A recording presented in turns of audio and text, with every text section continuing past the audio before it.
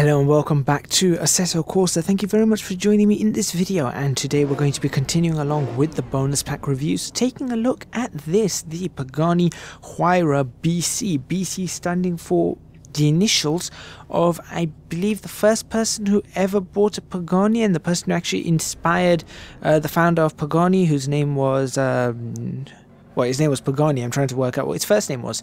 We're trying to remember what his first name was. Horatio, I think? Horatio Pagani? I think that sounds about right. That sounds about right. So this person, whose initials are BC, which I cannot remember what they mean, Benny something. He was the first person to, I believe, buy a Pagani automobile, as they say. In Italy, do you call it automobile or car? I don't actually know. We call it car, maybe. Well, I know it's an automobile. Anyway, I'm getting off topic here. Yeah, so he was the first person to buy a Pagani, and also the person who inspired Pagani over the years anyway. So this is a car, maybe a bit of an homage to him. But in any case, this car, this Huayra BC, is the most powerful Huayra, the lightest Huayra, and definitely the scariest of Huayra. So, as you would expect, I decided I'm going to drive this without traction control and without ABS for my first time of driving. I thought, hey, what could possibly go wrong?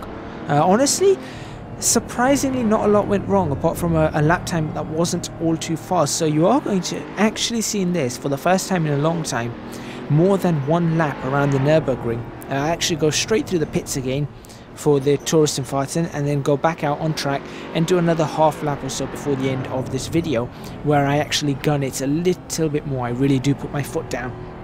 But anyway, this car, first of all, taking a look at it, it looks very different to the Huayra, the original Huayra. This looks more, I'll be honest, I like this car a lot more. I'll be talking a bit more about the interior, exterior, so on and so forth, but from a perspective of the car itself, I think that looks a lot nicer than the other Huayra. The other Huayra just looked a little bit too futuristic, too out there. Nothing, I don't know, there was something about that car I did not like, but this car I really do like, and it is in a sense a spiritual successor to the Pagani Zonda R, which we have in Assetto Corsa as well, and which I find to be the most insane car ever. This car is just as insane. It really is just insane. I mean, I want you to keep an eye on the speed I'm doing. If you're working kilometers an hour, you can look at the heads-up display where I just hit 300 there. Or if you want, you can have a look, if you're working miles an hour, you can have a look down where the gear indicator is on my little app, the Race Essentials app, or whatever it's called. I can't exactly remember. It's one of those. It's not Race Essentials, is it? It's the other version of it.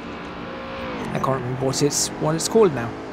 Oh well, great app, really great app. Anyway, let's go into the specifications for this car. I've got a little bit more time to spare, that's why I'm just sort of dawdling with my information, but let's get into those specifications. So this Pagani Huayra BC, 20 of these cars were built between 2016 and 2017. It is powered by a Mercedes-Benz AMG V12 engine, mid-engine, longitudinally mounted, as you would expect from a supercar, aluminium, 6 litres, 4 valves per cylinder, dual overhead cam, as again you would expect, also supplemented by 2 turbos. That's right, it's a twin turbo direct fuel injection 6-litre V12, which means it produces 753 brake horsepower. If I convert that to PS, is that coming around almost 800 PS or thereabouts?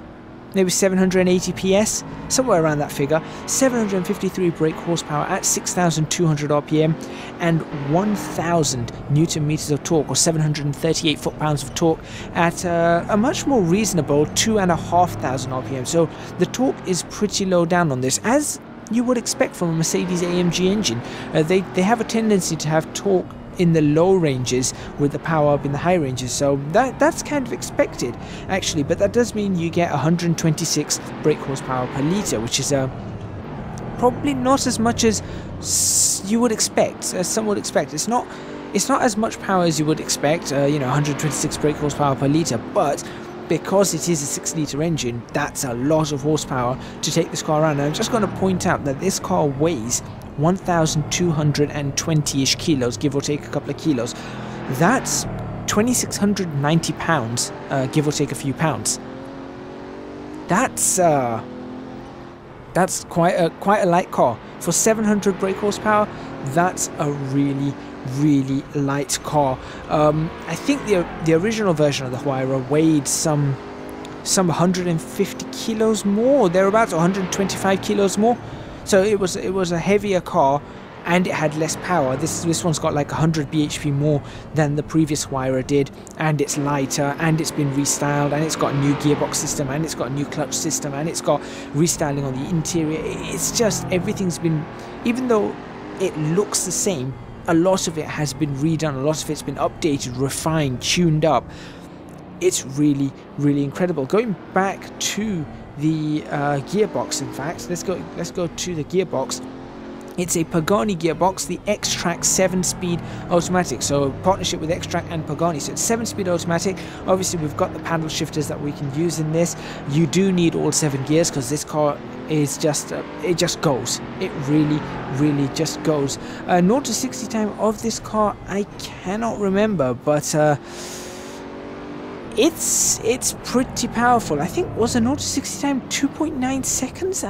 I'm just trying to remember whether it was 2.9 seconds or not. It's a very powerful car. You don't want to be messing around with that, and obviously with all that power, you can imagine that it is going to be that powerful. And I've put the weight through. Obviously, it's got some really strong brakes as well, as you would expect. You don't want weak brakes on a car like this.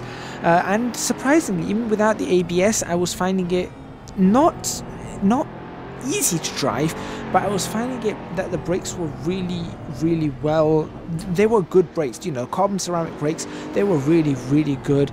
6-spot calipers, ABS obviously, like I said, on front and rear, but I have got that switched off. And a lot of the body is carbon fiber to keep that weight down. So you got carbon fiber body panels. The chassis is a carbon fiber monocoque like you get in an F1 car, and it's got some very interesting alloys on the subframes for the front and rear that I'm not actually going to get into. So that is actually, as I just dropped something, that is actually what I did there is I tried to put my phone down and it slipped and it's just fallen on the floor. That's fine. Good thing my phone is drop proof. Now I said that, I'm going to pick it up and it's going to be all broken. No, please don't be broken. Right, so anyway, back to this car. Let's talk about the specifications. I mean, what it's like in Assetto Corsa, not the specifications. In Assetto Corsa, modelling, texturing, sounds and physics. Let's start with the modelling. Modelling, absolutely fantastic inside and out. And texturing, we might as well go through the texturing with it. It looks great. I love the rear wings on the back, the spoilers that open up under hard braking, the air brakes. On the front though, those spoilers on the bonnet, I found them really weird on the original Huayra. I still find them weird here. It's really odd, but hey, they slow the car down. They provide extra drag, and that really does slow the car down, and it's needed for a car that can go this fast. It really is needed for that, for a car that can go this fast. Texture wise, inside looks great. There are a number of colors available, different ones. So right now I'm driving this purple one with the Italian flag stripes on it. Reason being is that I don't think I've ever driven, or the last time I drove a purple car may have been the Nissan Skyline R34, so it's very rare for me to drive a purple vehicle. And as you can see now, I'm playing with traction control settings. Basically what I wanted to do is I wanted to switch ABS on and leave traction control off. So that's exactly what I've done for the next lap, the next half lap that you're going to see. Yeah, there's loads of different colors available. It's in blue, there's reds, all out carbon fiber, yellows, really different ones with different stripes here, some with the Italian flag, some without it. All of them look really nice. It's very well done. Everything inside looks highly textured, highly detailed. One issue I have with the textures and with the way it's been programmed, if you have a look at the speedometer, I work in miles an hour. That speedometer shows kilometers an hour. However, if you look at the maximum speed, so there's a few lines underneath that, so if you look at the one that talks about the maximum speed that I've reached in this session, that's measuring in miles an hour. So there's a bug there that I think needs to be addressed. The speedometer needs to be reading in miles an hour if I've set it to miles an hour, or miles per hour if that's how you prefer to say it. And as you can see, now I'm gunning it a little bit more. I'm really putting my foot down. But to talk quickly about sounds and physics. So like I said, modeling, texturing, fantastic. Sounds. Well, it doesn't sound like a normal V12 engine. It sounds like an AMG V12 engine. You know, Mercedes have the AMG Mercedes have a very distinctive noise to them, and this is no different. It has the distinctive Mercedes-Benz AMG noise to it, and you hear it in real life. You know, AMG cars are around in many places, different versions, C classes, A classes, S classes, whatever, E classes. Now that we've got a V12 version, you know it's a Mercedes-Benz engine. If someone said to you, that's a V12, what car is it from? The thing you're going to think, the first car you will probably think of is a Mercedes-Benz. And so that's good. You know, the outside sounds are pretty good there. The transmission whine is quite interesting on this car. I find that you can't really hear the turbos all too well. If you take a listen, you really can't hear the turbos all too well. You can hear them, but they're not too loud, which is kind of interesting. But then again, with the engine noise, I don't think you really want to hear those turbos. So I did like it. I did really like the sounds. I think they're very accurate to what you would expect from a V12 Mercedes AMG engine. Very nicely done, both inside and out. Cabin noises are great. The interior noises remind me a little bit of a Zonda R. You know, it's a bit stripped down, a bit dead. Not much in the way of deadening, so it's not really deadened, but it is stripped down. It is basics, but also it's more dampened than the Zonda R. You know, there is definitely more dampening than the Zonda R on this particular vehicle, and obviously you can see it's a bit more road going than a Zonda R. Zonda R is not really for the road. This is something that you can take out on the road, but then have that same scary experience on the track. So let's move to physics for the last couple of minutes. The physics of this car. This car was absolutely insane to drive. It's a fantastic car, I will say that. There's a little bit of high-speed understeer. I found just a little bit of high-speed understeer on this car, but in terms of general physics, the car is insane to drive. The brakes are strong. The acceleration is phenomenal. I think the only other car that accelerates like this was that Koenigsegg 1.1. I don't even think a LaFerrari feels this brutal on acceleration. The McLaren P1, yeah, probably does. I think the McLaren P1 feels about this brutal on acceleration, and the Zonda R certainly does. But this, being a rear-wheel drive car, it just feels, at least I think it's a rear-wheel drive car. It certainly felt rear-wheel drive. It's just very brutal, very in your face. It doesn't so much sort of gracefully go down the straights as charging like a rampant elephant. That's sort of what it is. When you get it on the straights, and you can see I'm counter-steering quite a bit, it's like an elephant just rampages from one corner to the next in a whole, you know, with so much noise, and it's incredible. It really is incredible. And then the corners it takes surprisingly well as well. So that was actually quite surprising. It does take the corners pretty well. So that, I think, wraps up this review. Things that you have to worry about on this car, I think just the fact that it does want to kill you, and you do need to be careful on that. It's a car that out of the corners can wheel spin very easily, not only in first gear but in second gear, and I think at one point I had it wheel spinning in third gear as well. And as you can see, there's some high-speed understeer that I was talking about. It does have high-speed understeer, but apart from that, the car it's fantastic. It's a 10 out of 10 car, and that's where I'm going to end it. Thank you very much for watching. Please remember to hit the like button if you like this video, subscribe to the channel for more videos on Assetto Corsa, leave a comment in the comments box below. If you're watching this on Twitch, follow and thumbs up please.